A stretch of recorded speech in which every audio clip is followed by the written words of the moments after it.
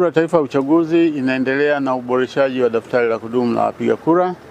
Sasa ni mzunguko wa tatu katika ile awamu ya pili ya uboreshaji.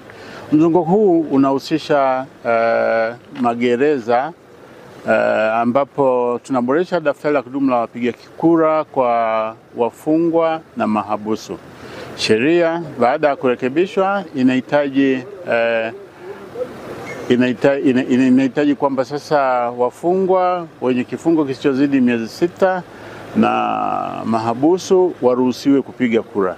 Sasa mpaka kufikia kupiga kura ni process.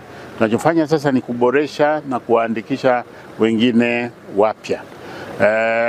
Zoezi hili linahusisha vituo kwa 140 kwa Tanzania nzima, 10 vya Tanzania Zanzibar na 130 vya Tanzania bara.